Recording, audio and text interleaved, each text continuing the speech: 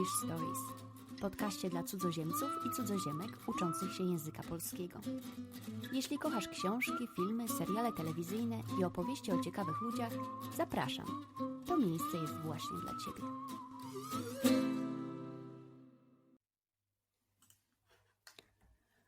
Odcinek 20. Etai opowiada o swoich międzynarodowych korzeniach i niepełnosprawności. W dzisiejszym odcinku moim gościem jest Etai, fascynujący człowiek o ogromnej wiedzy i różnorodnych zainteresowaniach.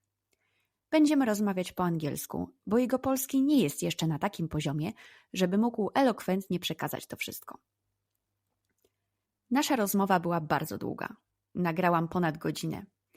Uznałam, że to za dużo na jeden odcinek, ale to, co mówi Etai, jest moim zdaniem tak ciekawe, że nie chciałam połowy wycinać, więc spędzimy w jego towarzystwie 2 odcinki.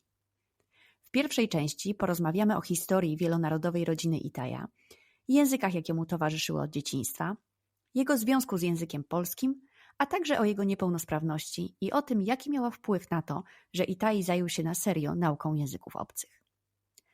W drugiej części, którą opublikuję za tydzień, skupimy się bardziej na metodach nauki języków i wielu innych rzeczach, bo każda rozmowa z Etaim jest po prostu kopalnią wiedzy na różnorodne tematy. Zapraszam. Hi, Etai. It's really good to have you here. I'm glad you accepted the invitation, and you are my fantastic guest on my podcast. So could you tell a few words about yourself, who you are, and why you're here on Polish Stories podcast? A few words about myself. First of all, hello, Gosia. It's wonderful to see you. It's wonderful to be part of this podcast. I've been following you and the Polish Stories podcast for a while. I think you're doing wonderful, wonderful work, and I'm honored to be a guest here today. Yeah, the question of who am I and what am I doing here? Well, I'm here because you invited me. That's the easiest part of the question. Who am I? This is a question of identity, and we all know that identity is a very complicated thing. But and since this is Polish Stories and I podcast about language, I should probably start to tell you a little bit about me in terms of language. Does that sound? Does that Absolutely, sound yes. So I was born in Israel in 1977. So, do the math, people. For those of you who can do math, I was never very good at it. So I was born in Israel in 1977, November, and I was born the firstborn son of my parents, and I was also the first grandchild on both sides. Now, my paternal side of the family comes from Germany. My paternal grandfather, may he rest in peace, came from Germany, and he married an Israeli woman, and they of course had my father and so on. And so, and when I was 12, my grandfather wrote a book about our family history that traces it back from 1649 up until 1989. Wow. And I became so fascinated with this story that I was visiting Israel. I'll get back to how we ended up in the States in a minute, but I was visiting Israel in the summer of 1989 when he finished the book. He started reading me the book, and he said, and I was so fascinated with it. And he said, look, when I'm gone, this book, this material, it was written in Hebrew and in German at the time. He said, this book, this material, it's yours. You're going to continue it. At the age of 12, I got this assignment. So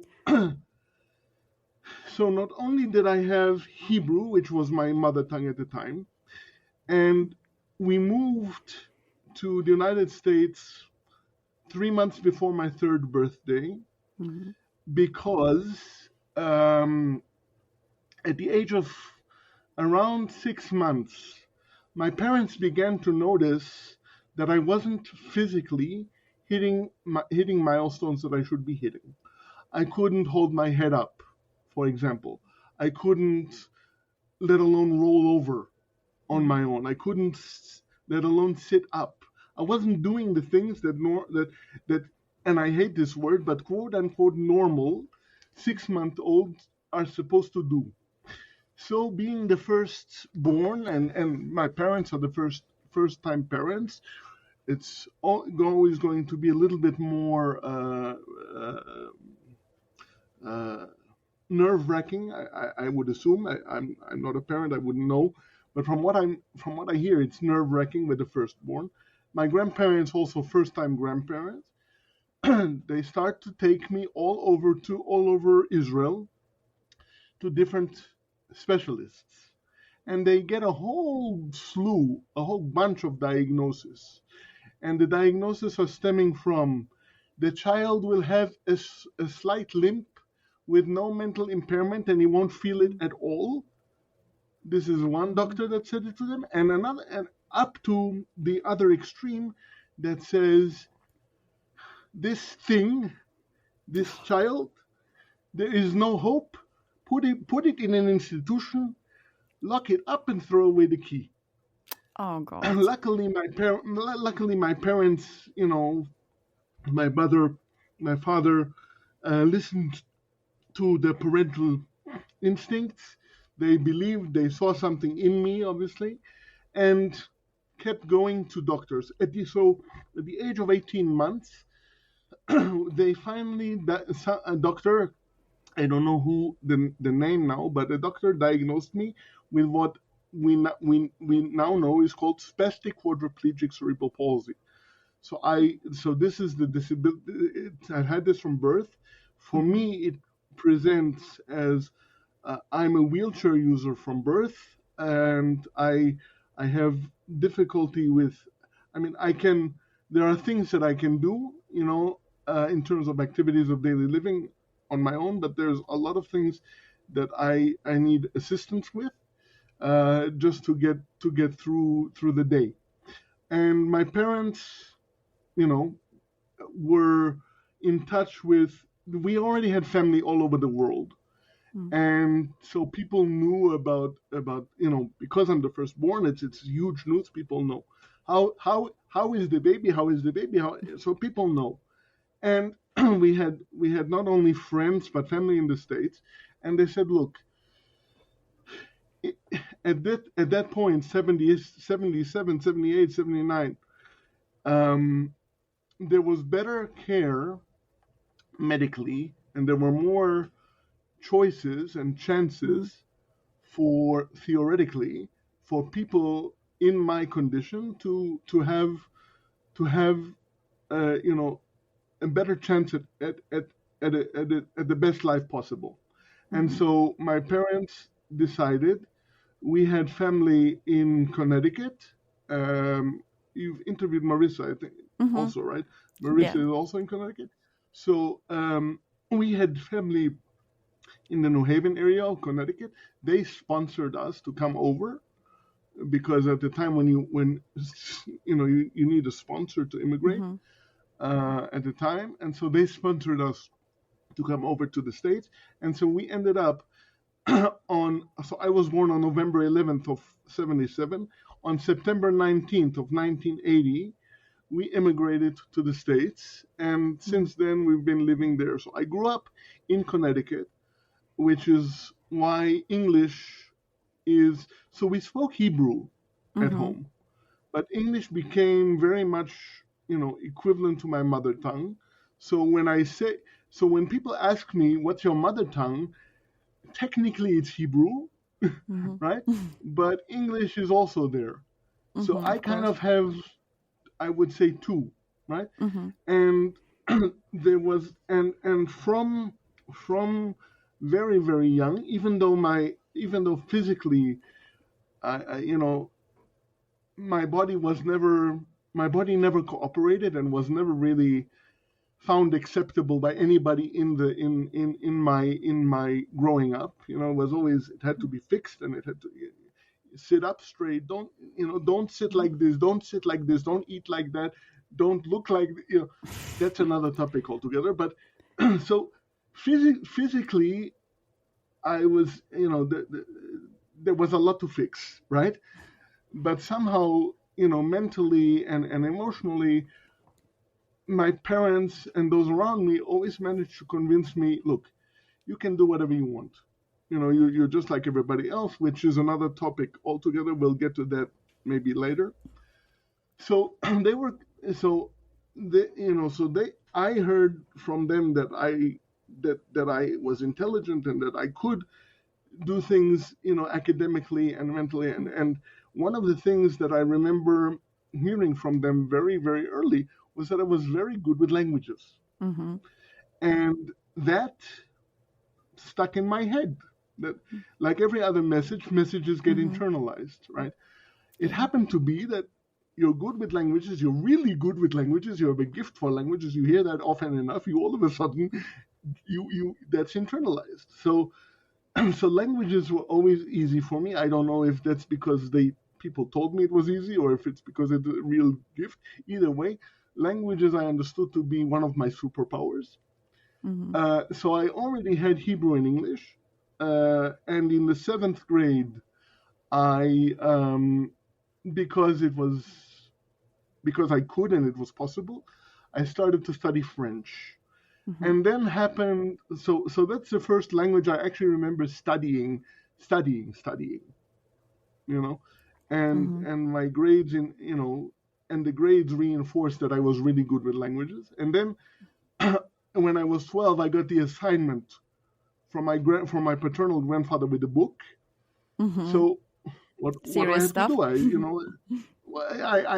I have this book now, and I have to learn all of it. How does one write a book? And then all of a sudden, I have to learn German, because most of the book is in German. So I picked up German, and that German has now become my third. So there are several languages that I can speak, and on any given day, depending on how tired I am, and I say that I like to say that I play in the sandbox of I used to say 8 to 10, but maybe 5 or 6 languages in any given day. So German is my third best language, I would say. French is probably my fourth, because it's rusty. Because I have French, and I'm very good auditorily. Spanish is fairly easy to pick up.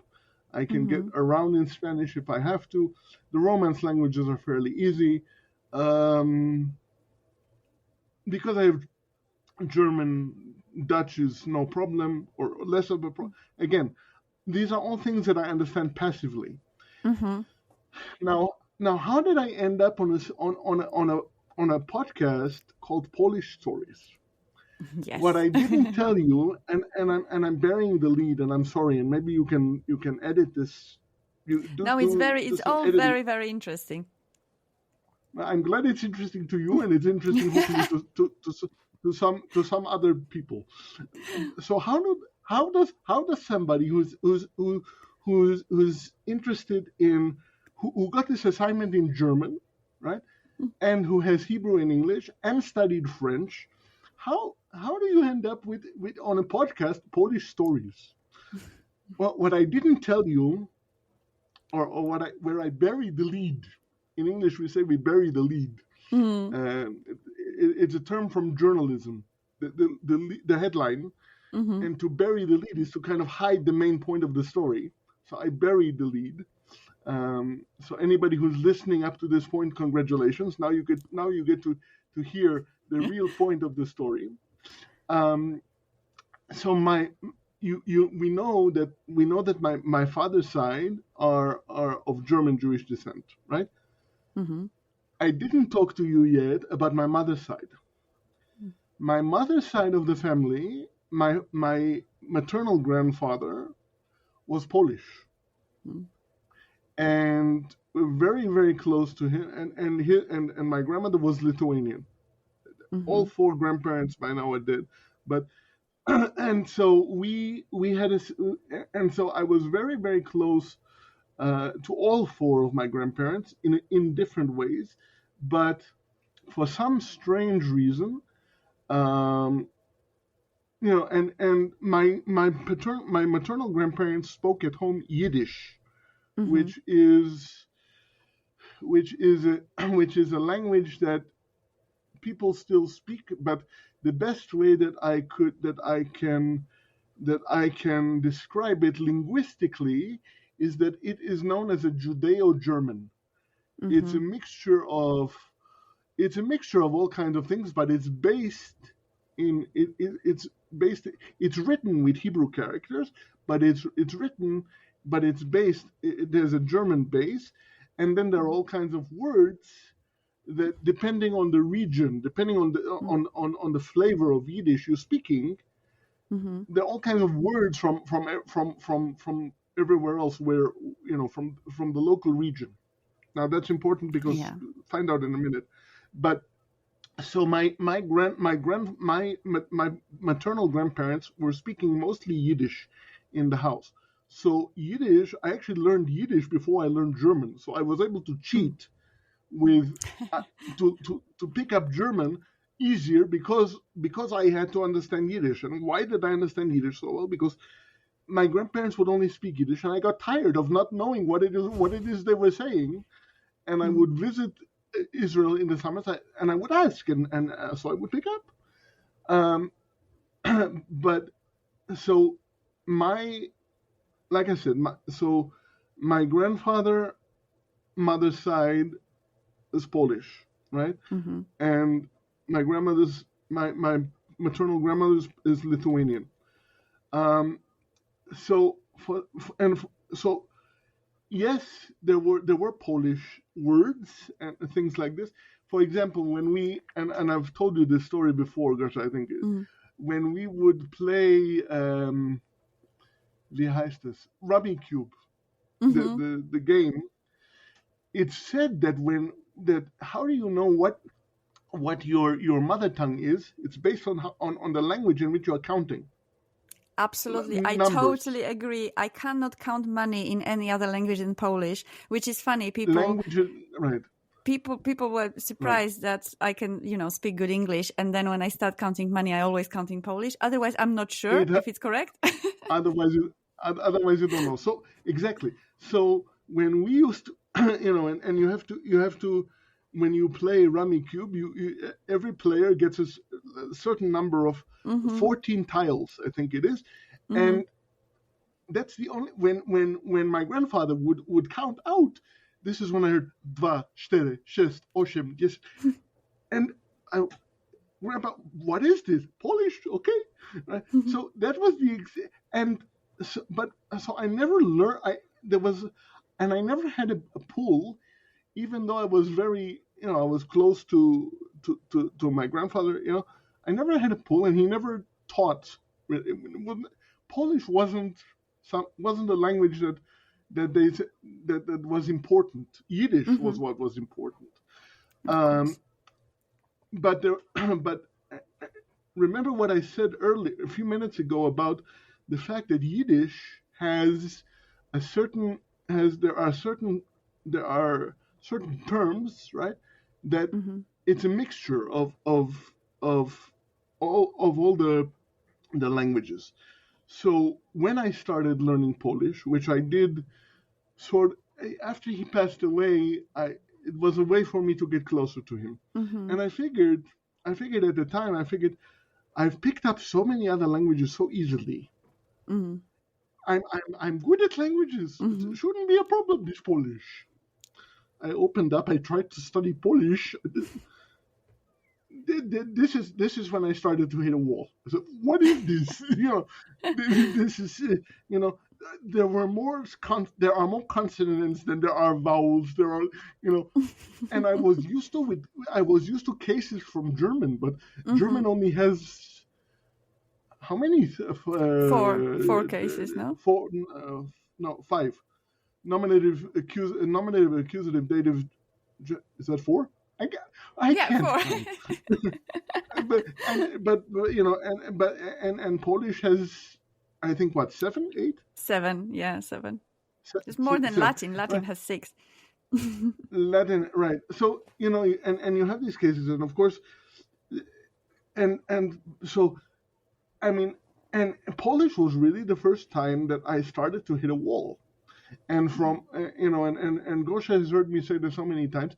It's a joke between the two of us, but I say that I have Tarzan Polish, and she and you, Gosia, are insisting that you have a Tarzan German. Absolutely. Right? So, but the interesting thing is that when I started to learn Polish, to try to study it, all of a sudden I heard words. I heard words like schmatte, and I heard words like balagan, and I heard, and I'm like, wait a minute, balagan, I know balagan in Hebrew also means a mess, and a schmatte in Yiddish means a rag. So this Schmatte, is what rags. this is what I'm right, and this is what I'm saying. Like the Yiddish is such a mixture of the local, how you learn to, how you the words that you learned locally for terms. Before, I never knew schmatte was Polish. All of a sudden, I know. I may not understand anything from Polish, but at least I know schmatte is Polish.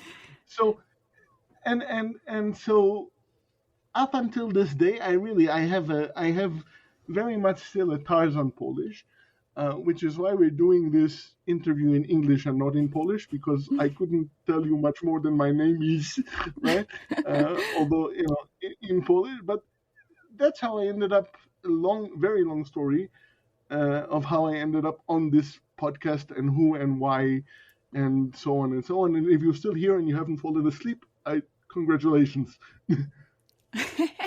I'm sure people didn't fall asleep because it's a really fascinating story, and it's quite remarkable that all your grandparents are from like different, obviously places which are close to each other, but sort of, and they were all Jewish. So they're really closer, yeah. But as from different cultures and different families within, well, obviously different families, but different cultures within the Jewish community of Eastern Europe, as it was at that time when they were young, which obviously was very different. Ashkenaz. There's a word. There's the community of Ashkenaz is.